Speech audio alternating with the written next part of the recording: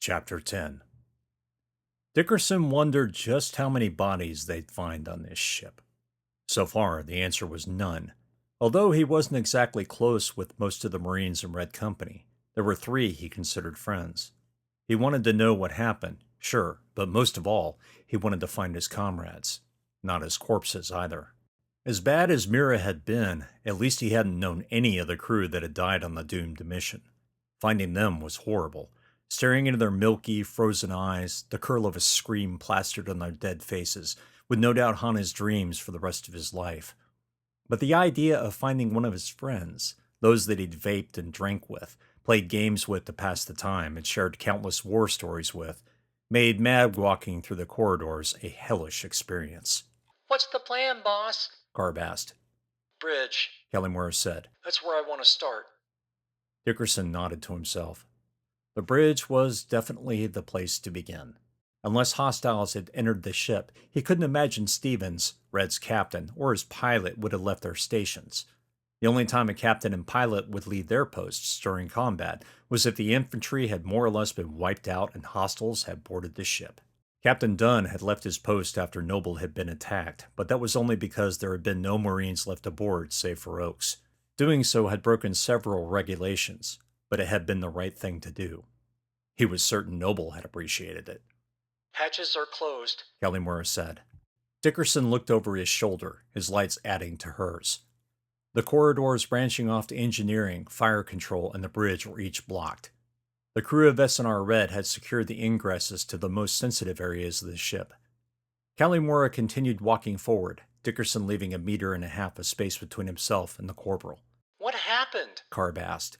"I don't see any signs of a firefight." "Me neither," Kelly said as she slowly panned her lights and helmet cam over the gray and black hatch. The ancient door was actually in better shape than the hatches on S&R Black.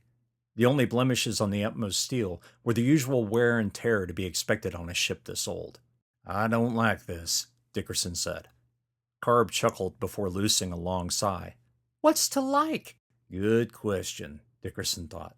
There was nothing to like about this. The corporal tried the hatch release, but the wheel didn't turn. "Damn it," she whispered. "Secured from the inside. I'll have to use the generator." "Assuming they didn't short the controls," Dickerson said. "Don't borrow trouble," Kelly responded. Dickerson grinned.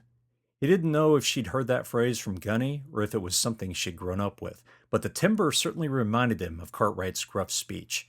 "Copy, Corporal," Dickerson said. The corporal reached a hand out to the bulkhead and flipped open an inset panel. The generator crank slid out from the panel. "Dickerson," Kelly said as she wound up the generator. "Cover that hatch. When it opens, I don't want any surprises." "Copy, boss," Dickerson said. "I'll keep watching our 6, Carb said. He checked his cam feed, and sure enough, Carb had turned to face the corridor behind them. The Claymore still covered the cargo bay egress in case something was hiding back there they hadn't found, but seeing Carb's rifle pointed in that direction set him a little more at ease. Now he just had to worry about the hatch in front of him, the one that was about to open. Kelly stepped back from the generator the moment the indicator lights flashed green. "Get ready," she said. "Opening now." She stabbed the button with her rifle barrel and moved to the side to provide a covering angle. He knew the corridor beyond the hatch was somewhat narrow. If one of those creatures was hiding just beyond the slab of Atmos steel, the corporal could get a shot off. Dickerson smirked beneath his visor. "I'll get off as many as it takes," he thought. The hatch slid aside, and their suit lights slashed through the darkness beyond and illuminated the thick walls. Dickerson exhaled a tight, swift stream of breath and realized he'd been clutching his rifle tight enough to cramp a finger. The corridor was empty. Just as with the cargo bay, he'd been expecting frozen, floating corpses, but there was nothing. "Clear," he said. "Clear," Kelly echoed. "Dickerson, move up." "Copy," he said. Another belt of stress wrapped itself around his body, the muscles in his shoulders and neck tensing. He mag-walked in a combat crouch, the rifle steady in his hands, his eyes scouring the visor cam feed. He activated an infrared filter and added it to the HUD. If he saw any color apart from the blinding blue, he'd target it with a flechette and open fire.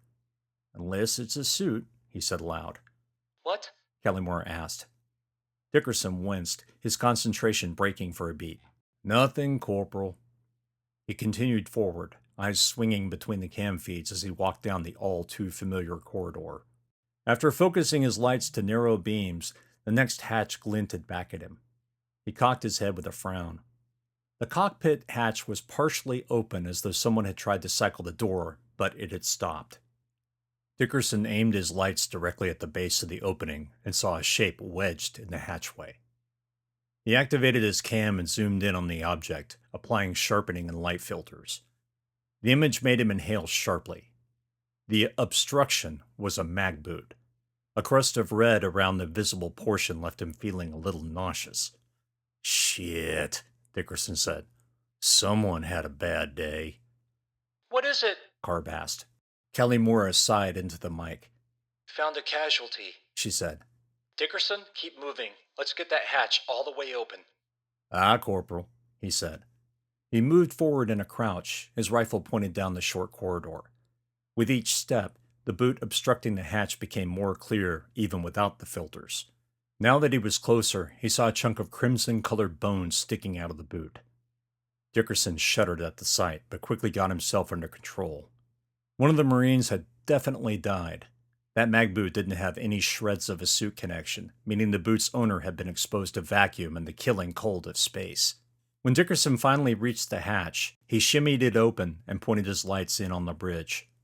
Streaks of frozen blood discolored the Atmos steel deck, meaning the injury had occurred while the ship's grab plates still had power. Otherwise, the blood would have turned into droplets before freezing. The queasy feeling in his stomach returned. He panned his helmet cam until he could see the captain's dais and the pilot-co-pilot seats. All three were empty. Dickerson continued scanning the interior as best he could without entering the bridge and found no other signs of a struggle. Forcing down his gorge, he knelt and examined the boot. Yes, that was a chunk of bone, fractured and cracked like a brittle ice sculpture hit with a hammer. He narrowed his eyes before standing to his full height. Corporal? I think they tried an emergency close and the hatch took off the foot. Bullshit, Carb said. No way that happens. No, Kelly Morris said. She had moved up and now stood half a meter behind him and to the side. I think Dickerson's right. If there's a sudden decompression, the emergency overrides kick in. Kelly Morris shook her head. Whatever gets caught between the doors gets crushed. Carb hissed through the mic. Then how come the boot is still intact? Good question, Dickerson said. Maybe Red stopped the hatch from finishing the job. Doesn't matter right now, Kelly Morris said. Let's open the hatch. Copy, Dickerson said. He turned to the wall and swung open the inset panel. A few revolutions on the crank and the status indicator turned green. Opening up, Go, Kelly Morris said. Dickerson hit the manual release and immediately descended into a combat crouch, rifle pointed ahead of him. The hatch slowly opened and released the boot. The jostle caused the boot to rise in eerie slow motion. Frozen blood droplets cracked free and ascended along with the boot. Clear, Kelly Morris said, the word coming out in a clipped growl. Dickerson moved through the hatchway, his eyes dancing over the helmet feeds on his HUD as they searched for movement. Nothing. He took another 2 steps in, slowly rotating and letting his eyes pore over the cockpit. He knew every nook and cranny of the S&R model ships and looked for any deviation from his expectations. Apart from the boot floating near the ceiling, that was. Clear, he croaked. Carb, move up. Kelly Morris said. Dickerson, on your 6, go for the emergency generator. Copy, he said. The generator for the essential cockpit controls was housed inside a panel on the starboard bulkhead. While keeping his eyes moving from right to left to center across the windows on his HUD, he made his way behind the captain's dais.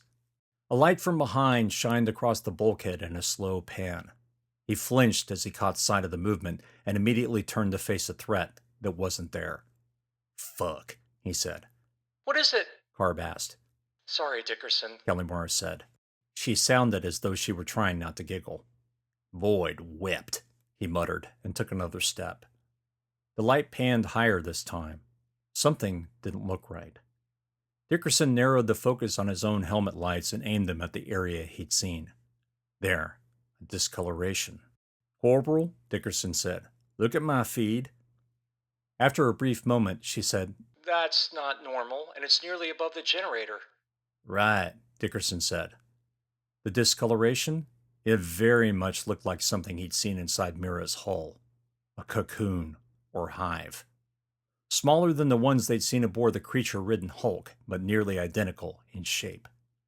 He switched to infrared, terrified to see the pulsing reds of extreme heat boiling inside the shell. But there was nothing.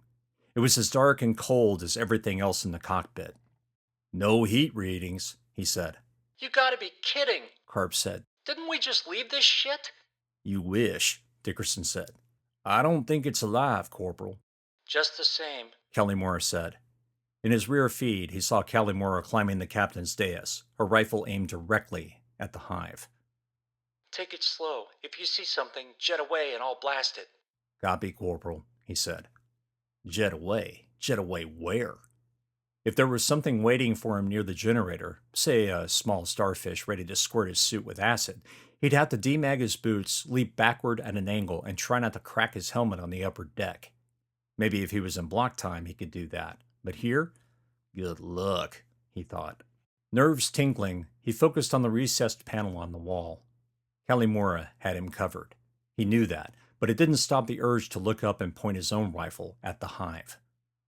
As he reached the panel and tripped the release, he couldn't help feeling a stab of fear about what they'd seen when the lights came on.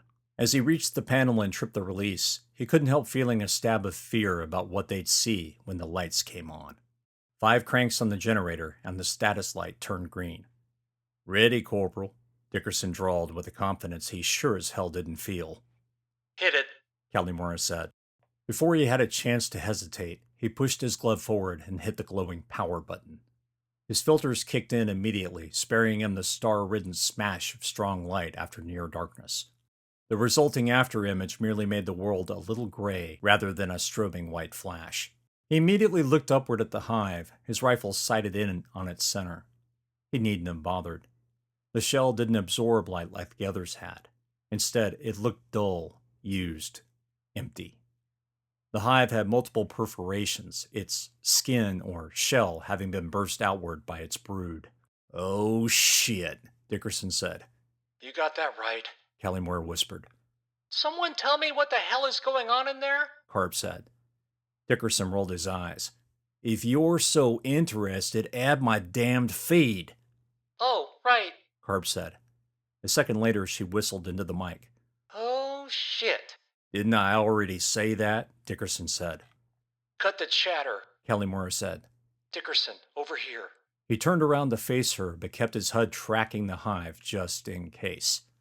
A few steps toward the canopy, and he stopped with a sudden lurch. Corporal? Me too, She said. I don't get it either. What they couldn't see in the darkness, what their lights had failed to show them, were the deep scratch marks on the inside of the canopy as well as across the pilot's control array. A hollow display had come to life on the left side, dozens and dozens of damage reports littering the virtual screen. The pilot and co-pilot couches each had rips and tears in their hardened fabric weaves. Dickerson had never even seen that kind of damage, at least not in a military ship where comfort was sacrosanct. You learned early on that the few amenities you had aboard a ship had to be cared for. He panned the deck looking for blood. Several frozen streaks of dark red had splashed against the rear bulkhead like squirts of paint, but there wasn't enough to account for a human being's worth. What the void happened here? He said. Kelly-Mora had retreated to the captain's dais and was fiddling with the controls. Let's find out, shall we? She asked. A hollow display flickered to life before her. Several lines of static drifted across the virtual window before it finally stabilized. Dickerson turned his attention to the pilot's display. He attempted a block connection, was surprised it authenticated him, and quickly scoured the damage control list. Well, Corporal, Dickerson said, Red is officially out of action. Why's that? She asked. According to this, he has no fuel, sensor arrays aren't coming back up on emergency power, and comms has been utterly fried. He stood from the console and stared out the trans-aluminum canopy. Neptune floated in its expected location, a bright, beautiful blue sphere with clouds and storms of grays and whites marring its true color. Must have been the EMR wave Black was talking about. He exited the damage reports and opened the flight maneuver logs. All hope of saving anyone aboard finally crumbled. They went dead the same day we destroyed Pluto, he said in a monotone. That's when the flight logs end. That answers that question. Harp said. You know the other question it answers? What? Dickerson asked. Whether or not those fucking things made it further in system. Harb, still standing outside the hatchway, sounded like she was about to lose her shit. He didn't blame her. The moment he'd seen the boot, he knew they wouldn't find anyone alive. The sight of the hive only confirmed it, but the flight logs had the finality of a laser scalpel cutting through soft, rancid meat. Dickerson downloaded the full flight logs to his block. Black could digest them, maybe give them an edge for whatever lay ahead. He made sure his feed recorder was active and he slowly rotated in a circle. If they overlooked something, he wanted to make damn sure Black wouldn't. We need to get out of here, Kellymore said. Sorry, Corporal? Say again? Carb, clear the corridor, now. Aye, boss. Corporal? Dickerson asked. Kellymore sounded on the edge of panic. Dickerson, get to the hatch, now.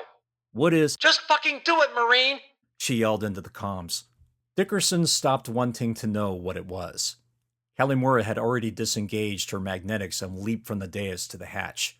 Dickerson followed her example, leaping from the deck and activating his suit jets to compensate for his bad aim.